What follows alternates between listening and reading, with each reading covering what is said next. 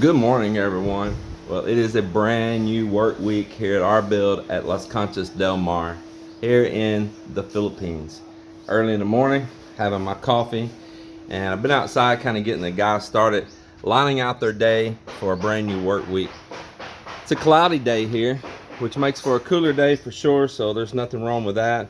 But it's not good on the days when you need to pour concrete, but luckily today is not one of those days. So I'm gonna do a little morning walk around here and show you what's going on. Melinda, she's been up being a little wet duck this morning. Yeah, she has, man. I told her earlier, I could tell she was in that little wound up mood where when she gets her full throttle going, she wants everybody with full throttle going. I said, girl, it's Monday morning. You need to slow up a little bit. We need to ease into this because she'll get really bossy. And well, y'all know how that one goes. I need not say more. All right, so up here I'm gonna have them start forming the curbs today and doing some small work, getting it out of the way. Those small things matter too. I had them cleaning up forms, cleaning up some trash, old tie wire, just getting everything in order. Babe, now guys, how could you just not wake up every day and being totally in love with a gorgeous little girl like this? Man, you look beautiful, Mel. Thank you. You got some company coming by today? Yeah. You're pretty excited for company to come by, aren't you? I know, because she'll go into that, it's just like a nesting mode. Everything's got to be checked once, twice, 3 times, and still not good enough. And that's when James has to watch out, or his things will start disappearing and lost forever. All for the sake of it looking good for a few minutes for some visitors. No. Oh, tell the truth, Mel. we visited with some people yesterday, and there was a couple other couples there. That one guy was from Ireland and the UK. He's lived both, born in Ireland. And then there was another guy from, I believe, like Arizona that was there as well, and he's living up here on the Capiz side of the island, and really enjoyed visiting with those guys. We had some long talks, and one of the things we talked about was that very topic right there, that you cannot leave anything sitting, even if it's in a work area, or they will come along and sweep it away.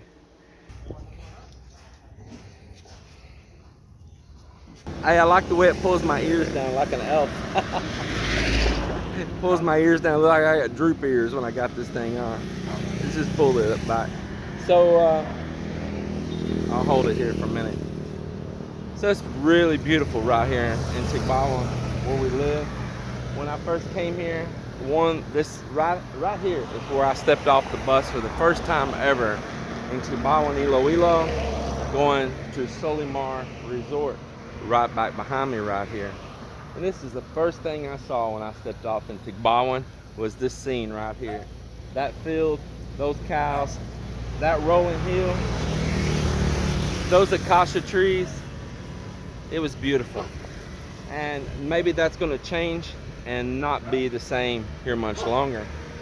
This property is being sold off along the highway, and it's being backfilled, and they're building buildings on it. And one of the things I can show you they built right there is, you see that big blue building? That is the area Philippine National Police. That is their new office and headquarters right there. They backfilled a proportion on that lot there and built that. On the other side of it, a church, Seventh-day Adventist, I believe, has also bought a lot right there, and they've got signs, future home of their church there. And then they backfilled right here, and they put in a total gas station. So things are going to change here, and this view that you're seeing, give it 2-3 more years, maybe it's not there anymore. We also were told that right here next door to that total gas station, that Jollibee has already purchased property there. They've actually even already filed for permits to build there. Now, I'm sure the pandemic set that back, because I also seen where Jollibee has closed a bunch of branches. But things are definitely changing here, and I just don't know how much longer from this highway that you're gonna see this beautiful little scene right there. And when I say that we get water just down the street for drinking, this is where we go right here. Water for less. Melinda knows these people well. They are very nice people. They have a pretty good setup here, and it's just a few hundred yards down the road right here to the entry to our subdivision. It's very, very convenient for us. There's some other water stations nearby here too. We've used a few others, but this people Melinda know well, and she really enjoys to come right here. You can see some of their equipment set up inside in here. They got some huge tanks back there in the back. They got multiple wells here, and they seem to do a really nice job here. Popular place.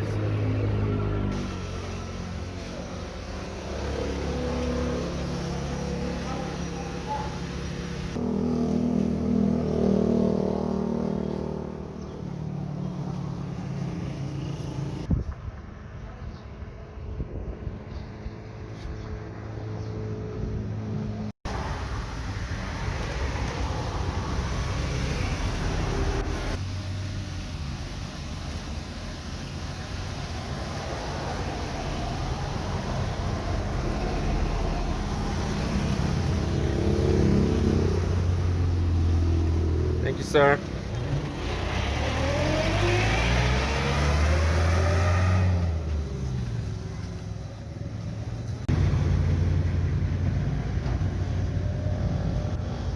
In 2010, up in Manila, Typhoon Nandoy hit, and I was living up there in an apartment over near the Marikina area, back around by Parola, Chianta, Parola and all, and I was renting an apartment there in a subdivision. That typhoon hit, and it dumped mass amounts of water really fast up in the hills up by Antipolo, and that water came down and filled up Laguna. The dam was risking a breach. The flooding was massive and happened so fast that literally I was sitting there and it was sunshine, and we seen water with still sunshine start coming up the street. We thought a water line was busted, and then all of a sudden the water just came from nowhere, literally a flash flood. And just a matter of no time, up on the second floor, trapped, animals are floating by, buses, jeepneys, everything are flipped up, and the tires and the water currents dragging them by, and we found ourselves all in a very dangerous, precarious situation. Well, after a couple of days of the water being up high and had turned really nasty at that point, people were staying up on rooftops. It was a very, very sad situation. I decided to swim out of there. I had all of it I could take, and I swim out using these blue jugs right here. So in a way, I could say these blue jugs maybe kind of saved my life. I don't know. Probably wouldn't have died, but I was ready to get out of there. And so I put my cell phone in some Ziploc bags, put my wallet in some Ziploc bags. I took this lid off, put it down the jug. I sealed this lid the best I could.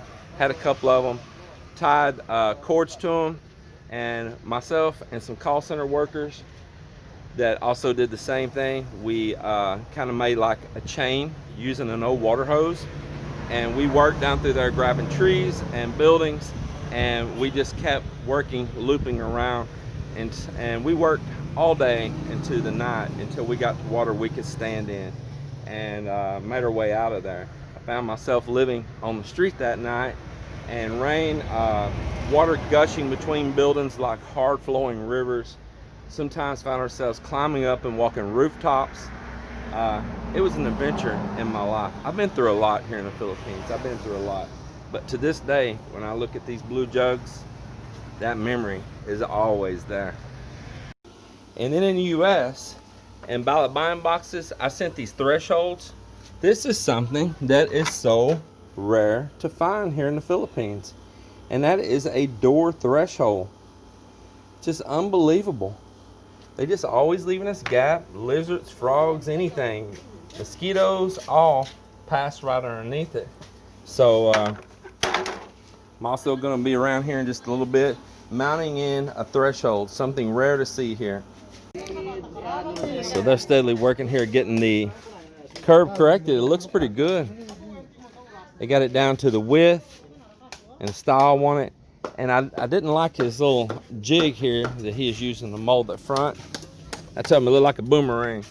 It's got a it had this angle up right here on it, you know, not squared like that. Had that angle up. I just didn't like it. And it had a little slope out down here too. You can't hardly tell it, but it did. So here's the second one here, same thing with that angle up in it. I just wanted a nice 90 with a small radius in the corner. They're getting it now. They're getting it corrected. I have them putting these tubes in so that these flower beds, or what do you want to call them, landscaping, can drain. And what we're going to do is once he gets those in there and cement it, I'll drill a whole bunch of holes in those and do them just like you do on a leach line. In that particular area, I'll lay some type of cover and with stone around it, put a cover, and then put the soil so that these beds right here will have less chance of flooding out and turning into a swamp when we get really hard tropical rains. Same here, he's prepping them in there for that as well. Hey, now one thing to make sure when you cement this in the front, make sure this tube is up level, okay? I see them up here working these little curbs on the beds. I'm gonna see if I can show them how to use this tool right here. It's a radius edger right here. Uncle, this tool right here, it's made to make that curve. You see? You know how?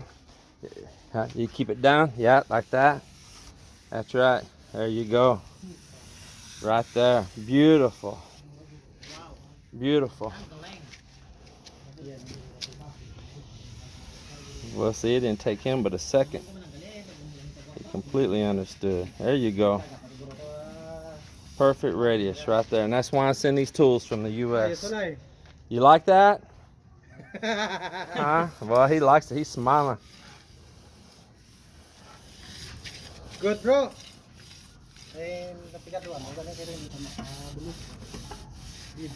There you go. Boy, I mean, he took to it like a duck to water.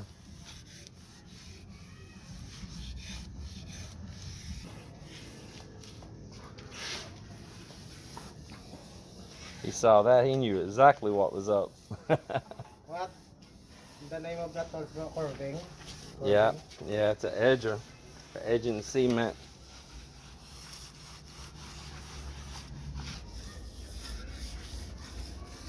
Perfect. Perfect, perfect. Doing good, Uncle. Doing good. I like it.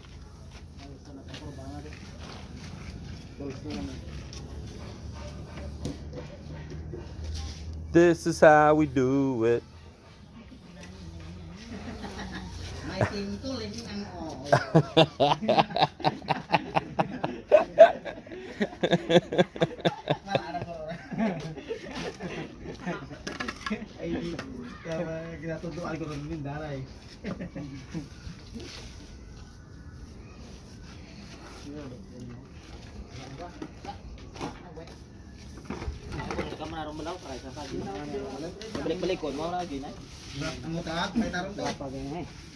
You're so beautiful.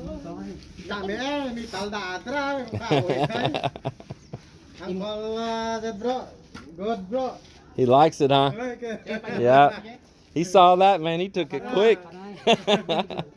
Yeah, there you go, right there. Here, we can do it right now.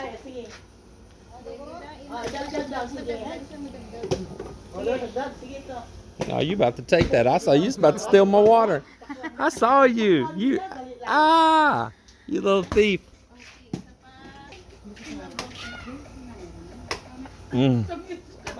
So good.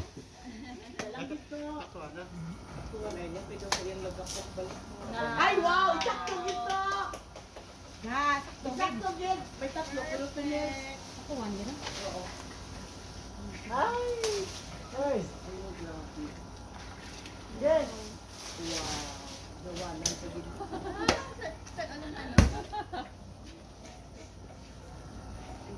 May karagdala ko ng script.